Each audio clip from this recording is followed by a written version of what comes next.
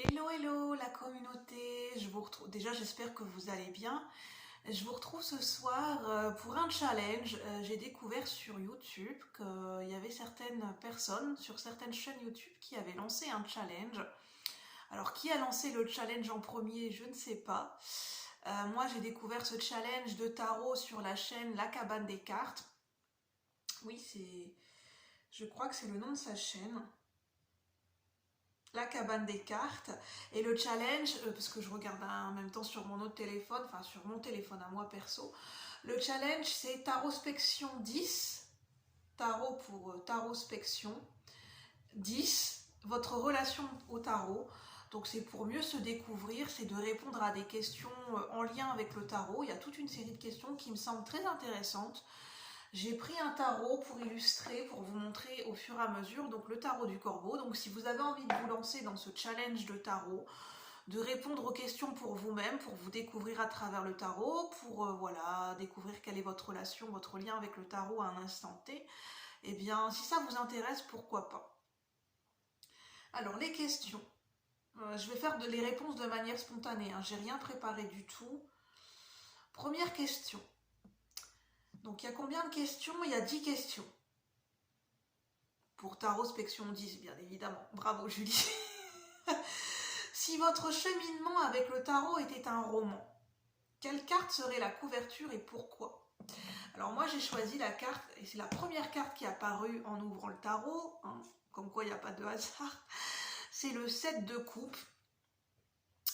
Pourquoi si c'était la couverture d'un roman, d'un roman choisi pour moi, ça serait le 7 de coupe, parce que je suis quelqu'un qui est très relié à l'imaginaire, au monde fantastique, à l'énergie de Neptune, au monde de l'imaginaire, à l'inconscient collectif, très connecté aux énergies collectives.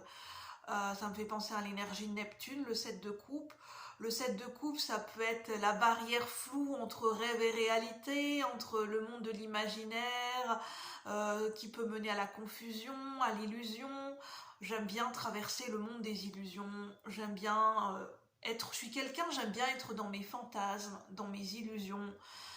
J'aime bien me complaire dans des illusions.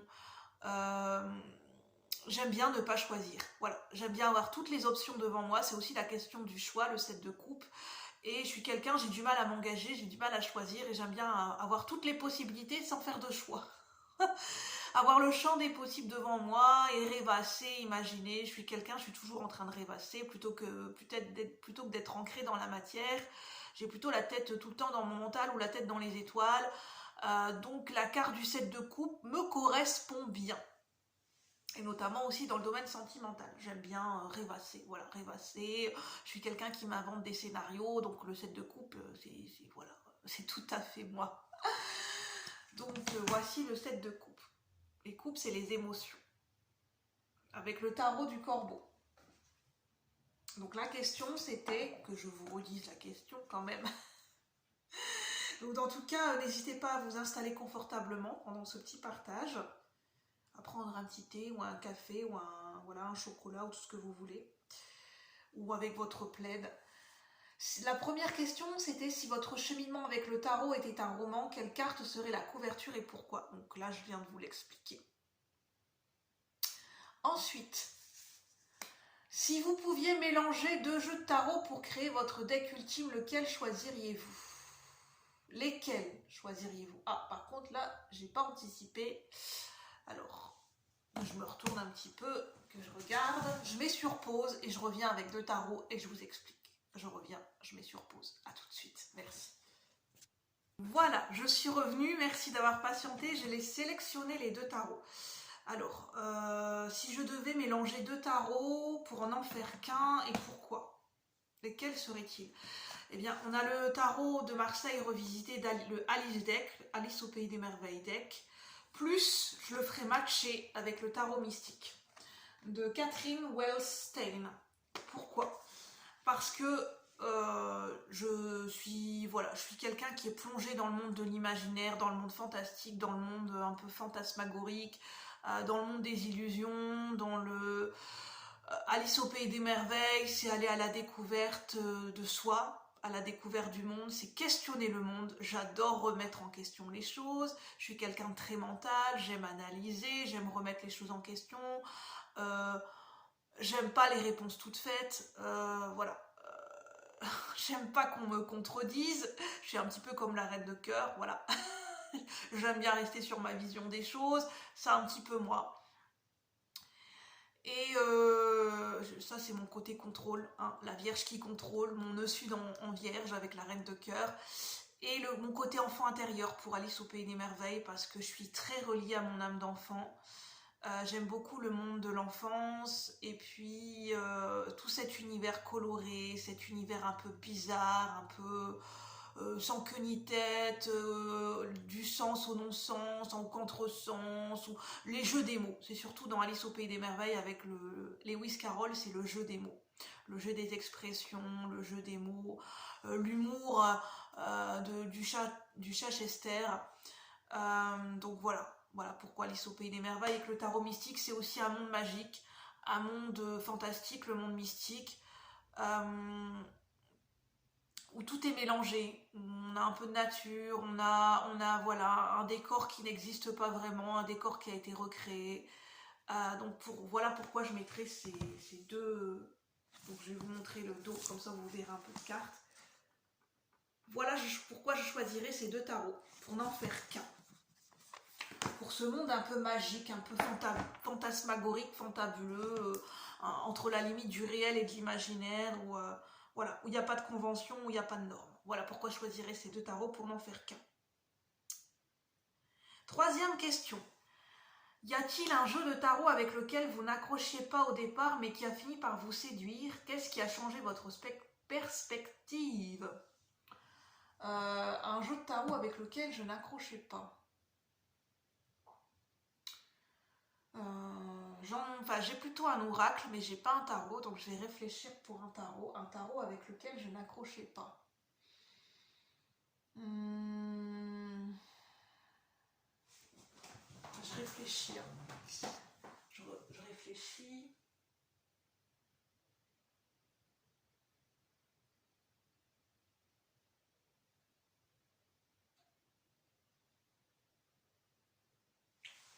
Je reviens, je remets sur pause. C'est spontané, c'est improvisé, je reviens. À tout de suite. Coucou, me revoilà. Donc on en était. Y a-t-il un jeu de tarot avec lequel vous n'accrochiez pas au départ mais qui a fini par vous séduire? Qu'est-ce qui a changé votre perspective?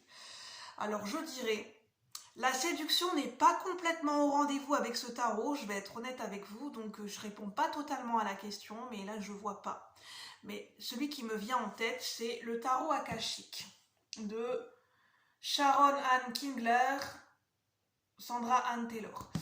Alors j'ai un peu du mal avec ce tarot parce que c'est un univers à part, parce que je le trouve complexe ce tarot, parce qu'il est relié aux annales akashiques, parce que c'est des photomontages, parce que les cartes, les arcanes majeures, les arcanes mineures, le nom sont complètement revisités et j'ai du mal à accrocher. En fait, j'ai du mal à trouver la fibre, la corde, ce qui vient toucher ma corde sensible. Et en fait, ce qui se passe, c'est qu'au niveau médiumnique et intuitif, ce tarot me parle pas, en fait, pas vraiment. Alors, je me force pas à créer un lien avec lui. J'avoue que je me sens, au niveau de mon intuition et au niveau de ma médiumnité, quand je me sens connectée, quand je fais des tirages de cartes, notamment pour moi ou pour la chaîne, c'est très rare que je me sens appelée par ce tarot, par l'énergie de ce tarot, c'est très très rare. C'est pas un choix qui me vient de suite. Donc la séduction, je dirais pas que c'est un tarot que je déteste, mais j'ai pas un lien fluide pour le moment avec ce tarot, il me parle pas vraiment pour le moment parce que je le trouve complexe et j'ai du mal à créer des connexions avec, et surtout au niveau intuitif, est-ce que c'est les images? J'ai un peu du mal à rentrer, je vois pas le lien entre les annales akashiques et les cartes qui ont été choisies. Peut-être parce que, je ne sais pas, peut-être dans mon inconscient, je ne me représentais pas les annales akashiques de cette façon-là. Ou bien peut-être que, je ne sais pas. C'est pas comme ça que je l'aurais conçu, le jeu, ou en respectant les auteurs, bien sûr, mais j'arrive pas à me connecter à ce jeu. Voilà. Donc je l'utilise que très rarement quand je me sens appelée. Mais c'est pas pour autant qu'on peut dire que je le déteste. Non, voilà, ça serait un bien. Non, c'est pas aussi fort quand même. Mais c'est pas très fluide avec ce jeu, la connexion. Ensuite, si vous pouviez réellement entrer dans le monde d'une carte de tarot pendant une journée, dans l'univers de laquelle plongeriez-vous? Alors sans hésitation, ça serait la carte du fou, la carte du mat, pour ce côté folie, ce côté décalé, ce côté complètement j'en ai rien à faire, je me fie des conventions, c'est le côté verso. Pour moi, le fou, c'est le côté verso. Je défie les conventions, je défie les normes parce que je fais mes propres règles, je suis mon intuition, je vais au gré de mes élans, au gré de mes humeurs, au gré de mes aventures. Je ne me préoccupe pas du regard des autres. J'ai ce côté perché, j'assume, ce côté fou, ce côté décalé, ce côté original du fou qui pour moi me fait penser à l'énergie du Verseau. J'aurais envie de me plonger dans cette carte pour aller au gré pour explorer, pour oser aller à l'aventure, pour découvrir des nouveaux sentiers, pour sortir des sentiers battus, pour oser sortir d'un système de normes, de conventions et pour lâcher complètement triste et dire allez, fuck quoi, je fais ma life et puis c'est vraiment le côté un peu marginal, assumé. J'adore le fou, j'adore. Et soit dit en passant, dans un oracle, l'oracle du cirque du vin, la carte du fou sacré, il y a une carte du fou sacré dans l'oracle du cirque du vin. Et dans le livret d'Alana Fairchild, on dit que le fou du roi, finalement, c'est celui qui est le plus crédible, le plus, le plus sincère, parce que c'est celui qui dit la vérité au roi. Il est sans langue de bois, c'est lui qui va dire la vérité au roi, alors que dans toute sa cour, les gens ne vont pas oser dire la vérité au roi. Donc voilà. Dans vos tirages, 5e question. Alors si je pouvais vous montrer une carte du fou. Alors, avec le tarot du corbeau, la carte du fou, que je vous montre un petit peu la carte du fou. La carte du fou, where is, please? Ben, il est bien caché, hein, il est bien caché. Alors, c'est pas grave, c'est spontané. C'est le fou, no way, no préparation, improvisation totale avec le fou.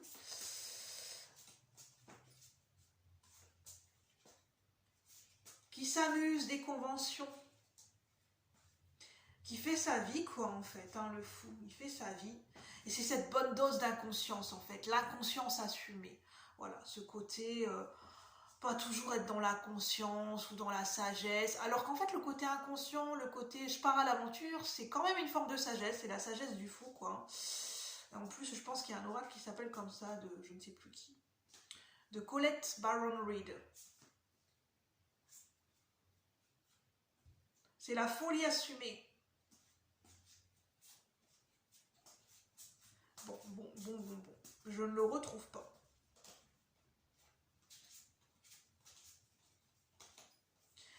Je ne retrouve pas le fou. Bon, bah c'est pas grave, il veut pas se montrer. Hein. Si j'y pense, voilà, je vous mettrai peut-être une photo sur la chaîne, comme ça vous verrez une carte du fou. Ensuite,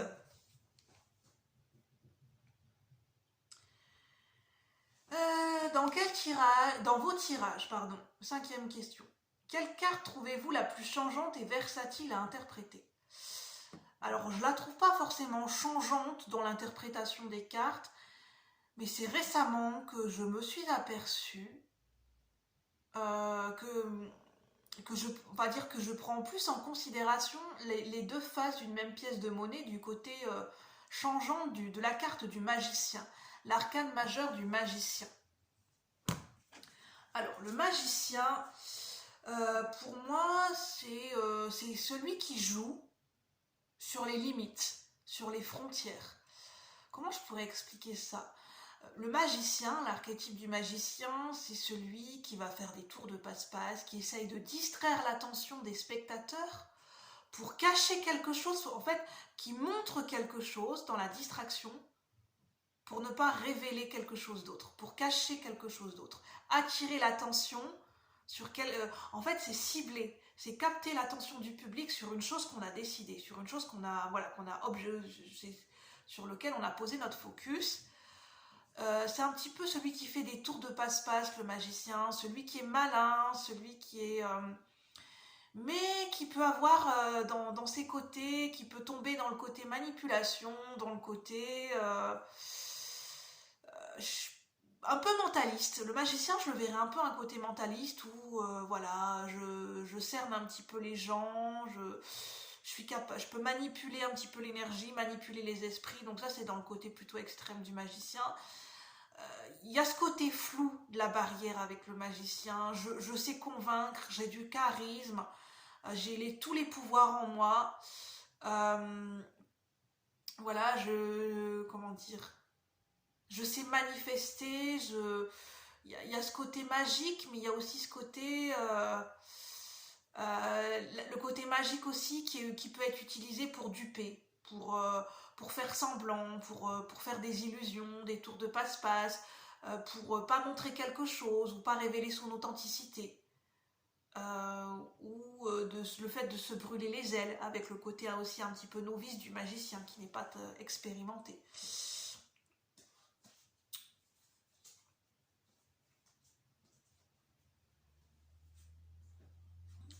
Bon, cette fois-ci, j'espère que je vais trouver la carte du magicien. Là, c'était la 5e question. Alors. Bah, j'espère que vous avez du temps, que vous pouvez patienter pendant que je trouve les cartes. C'est improvisé.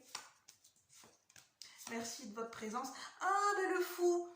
Voilà, j'ai posé l'intention de trouver le fou. Ben voilà, je voulais vous montrer tout à l'heure la carte du fou. Voilà la carte du fou avec ce corbeau qui regarde à l'horizon et qui s'approche du bord de cette branche. Qui s'approche du bord du précipice normalement. C'est celui qui risque, qui prend des risques, le fou. Alors, le magicien, je parlais du magicien. L'énergie qui peut être un peu aux frontières du réel ou aux frontières de la magie avec le magicien. Qui pour moi peut être très changeant. Selon comment il oriente son énergie, il oriente ses intentions, et même des fois à sa propre insu,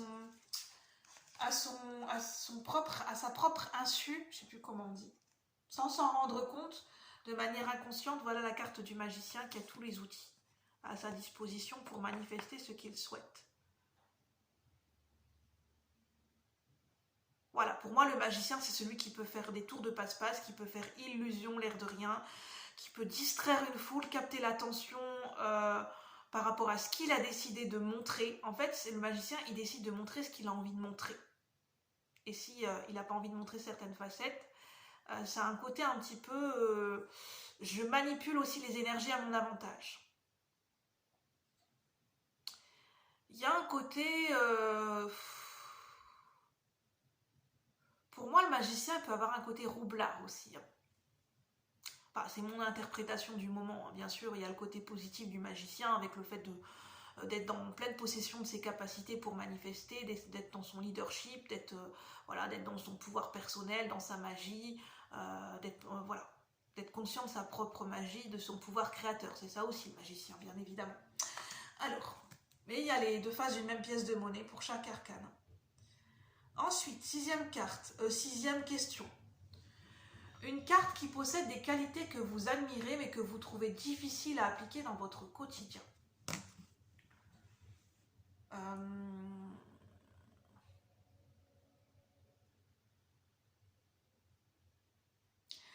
Je dirais le fou. Alors je reviens beaucoup sur la carte du fou.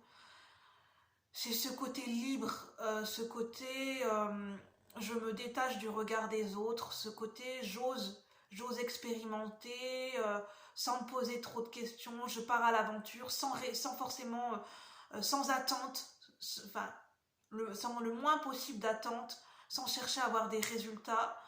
J'écoute mon cœur, j'écoute ma passion, je me lance, qui vivra verra, je prends des risques, je suis dans cette innocence retrouvée de l'enfance, je suis dans ce côté inconscient, je prends des risques, mais en même temps c'est des risques calculés, j'écoute mon intuition, je me fais confiance, je fais confiance en la vie, advienne que pourra, je lâche prise, j'y vais, j'y go quoi, et j'assume mon côté original. Ça, c'est quelque chose que j'ai du mal à appliquer dans ma vie de tous les jours. Cet archétype, je trouve que c'est pas évident parce que voilà, je suis encore touchée et encore, hein, on va dire des fois, aux prises avec le regard des gens, le poids de la société, comme beaucoup de personnes, je pense. Donc pour moi, c'est un petit peu difficile. C'est cette libération intérieure, en fait, à accueillir en soi qui est pas évidente pour moi avec la carte du fou. L'arcane majeur numéro 0 ou 22 si on est sur un tarot de Marseille. Ensuite,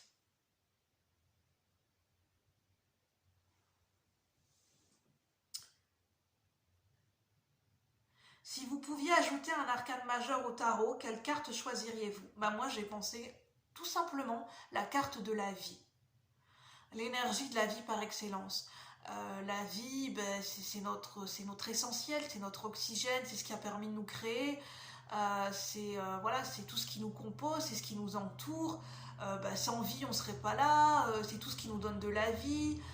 Euh, la vie, c'est l'énergie globale en fait, c'est l'énergie éthérée, c'est l'énergie qu'on ne peut pas palper, qu'on ne peut pas toucher. Alors que la carte du monde, ça a ce côté, je trouve, un peu enfermant. On peut mettre les choses dans des cases ou avec des archétypes, des gens, le monde, voilà, il y a le monde végétal, le monde animal, alors que la vie, c'est toute forme de vie, c'est l'énergie cosmique aussi, la vie c'est une énergie éthérée, c'est une énergie globale, c'est une énergie qu'on ne peut pas enfermer, qu'on ne peut pas forcément représenter, qu'on ne peut pas forcément saisir, et pourtant c'est quelque chose qui nous habite. Donc je mettrai la carte de la vie.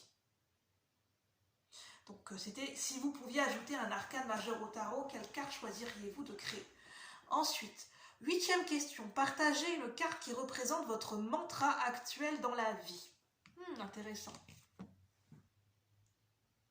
Mon mantra actuel dans la vie en ce moment.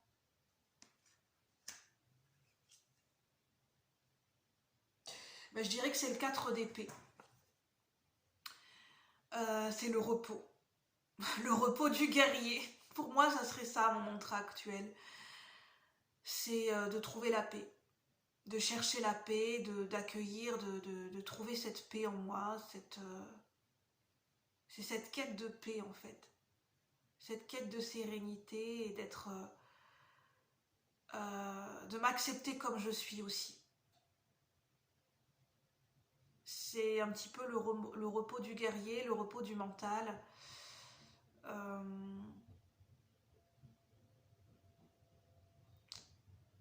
C'est de laisser mon mental sur pause en fait, que c'est plus mon mental qui dirige ma vie et de me percevoir autrement en fait. Je me dis il existe, je me dis il doit exister. Il n'y a pas d'obligation, mais une autre Julie que celle que que celle que je me construis autour de mon mental en fait, autour de toutes ces pensées. En fait, j'aimerais bien me découvrir et vivre en fait, j'aimerais bien vivre au travers d'un autre fonctionnement et pas qu'un fonctionnement mental. Parce que pendant très longtemps dans ma vie, j'ai quelqu'un été de très mental, de contrôlante, dans l'ego, dans l'instinct de survie. Je le suis encore beaucoup. Et en fait, voilà, c'est un mode de fonctionnement pour moi qui arrive à date d'échéance, de péremption. Et que bah, ça y est, c'est fini pour moi ce mode de fonctionnement. J'ai besoin de souffler, j'ai besoin de lâcher prise, j'ai besoin de me découvrir autrement. J'ai besoin de, voilà, de me transformer, comme la chenille qui devient papillon et de mettre de côté mon mental. J'ai besoin de dire au revoir à mon mental pour le moment. J'ai besoin d'arrêter de penser en fait, même si c'est concrètement, voilà, on est toujours en train de penser, hein. On a des pensées toutes à la seconde, mais ouais, j'ai besoin de souffler. Et voilà mon montre actuel, pourquoi le 4 d'épée. Le repos du guerrier. Pour moi, en ce moment, c'est le repos du guerrier. Le repos bien mérité de l'âme, le repos du guerrier. Voilà mon montre actuel avec cette carte du 4 d'épée. Ensuite, bon, j'enchaîne, hein, j'espère que ça va pas trop vite pour vous. Je trouve ça intéressant, en fait, ce tarot, enfin ce challenge tarot. 9e question, si vous pouviez inviter 3 cartes à votre table, lesquelles ce seraient? 3, oh, seulement 3. Moi qui ai du mal à choisir. La reine de coupe, par excellence. Déjà la reine de coupe en premier. En plus, elle est juste là. Parce que c'est une reine qui est douce, qui est sensible, qui est aimante, qui est empathique. Sa douceur, sa sensibilité, son amour pour la vie, son empathie pour le monde, son côté maternel, c'est le fait qu'elle est à l'écoute de ses émotions. Une reine très sensible, c'est ce côté très sensible. Moi, la reine de coupe, je l'inviterais bien à ma table. Avec qui je l'inviterais à ma table? Avec l'étoile. Parce que pour moi, l'étoile, c'est la chance. C'est la guidance, c'est la protection, c'est... Et puis, ben, comme je me sens connectée, enfin, voilà, les starseeds, d'une certaine manière, les graines d'étoiles, ça me parle. J'aime bien l'astrologie, l'énergie des planètes et des étoiles. Donc, et puis, c'est l'énergie des rêves, c'est l'énergie de l'authenticité, de la pureté retrouvée, l'étoile. Donc, j'inviterais bien l'étoile pour cette douceur avec la reine de coupe, pour ce côté guérisseur avec la reine de coupe et l'étoile. Parce que j'ai besoin de beaucoup de guérison en ce moment. Donc, j'inviterais bien la reine de coupe et l'étoile. Avec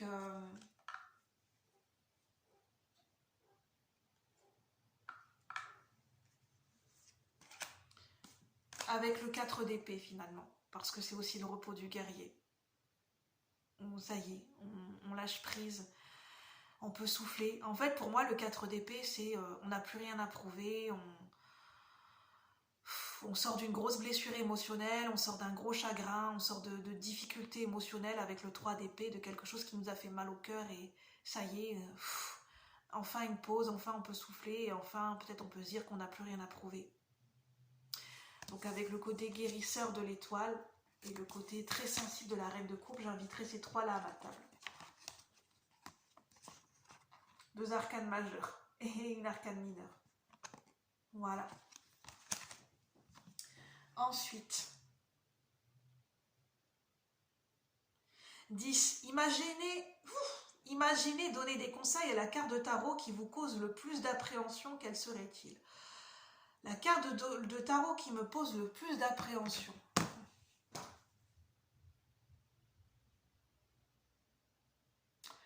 Ben, c'est la reine de bâton. En ce moment, c'est vrai que la reine de bâton, je la vois pas dans son... En fait, quand je tombe sur la reine de bâton en ce moment, dans mes tirages, ou même en général quand j'y pense, en ce moment, je la vois pas du côté positif, cette reine. Bah, son énergie, je vois pas je ressens pas son côté positif en ce moment. Alors la reine de bâton, elle est très charismatique, elle est très belle, elle est très séductrice, elle plaît beaucoup, la reine de bâton, elle a du pouvoir, elle est dans son leadership, voilà, elle prend sa place, elle a son espace. Et, mais il y a aussi le côté qui peut être l'autre côté de la médaille, c'est ce côté peut-être vindicatif, ce côté jalouse de la reine de bâton, ce côté où des fois ça s'apparente à voilà, des jalousies ou à des énergies tierces, ou à une femme qui peut être un peu perfide. Donc je sais pas, la reine de bâton elle me fait peur en ce moment. C'est peut-être pour ça que j'ai besoin de douceur avec l'étoile et la reine de coupe. Voilà, le côté... je sais pas, je la sens pas positive en ce moment, la reine de bâton. Alors si je pouvais lui donner des conseils, ça serait de...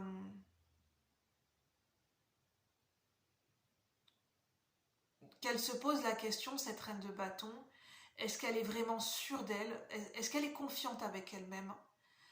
Est-ce qu'elle est vraiment dans cette confiance avec elle-même, ou est-ce qu'elle donne l'illusion aux autres d'une confiance qui est peut-être superficielle ou qui n'est pas assez profonde?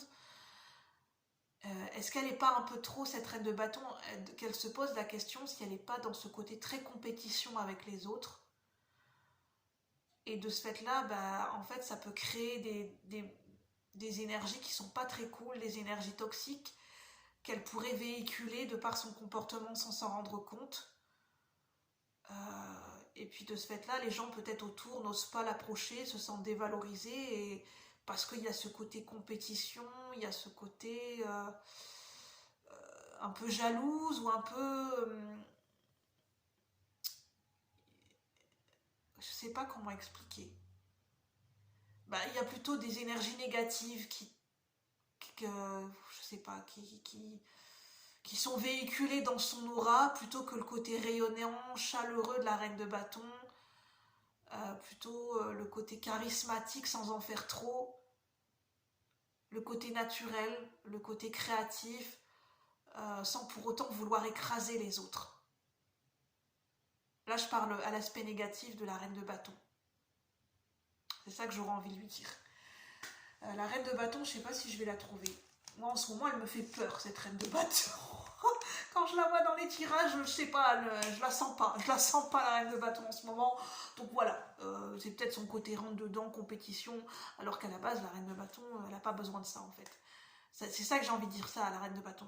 Il n'y a pas besoin de ça, en fait. Naturellement, tu rayonnes, il n'y a pas besoin de ce côté compétition à outrance.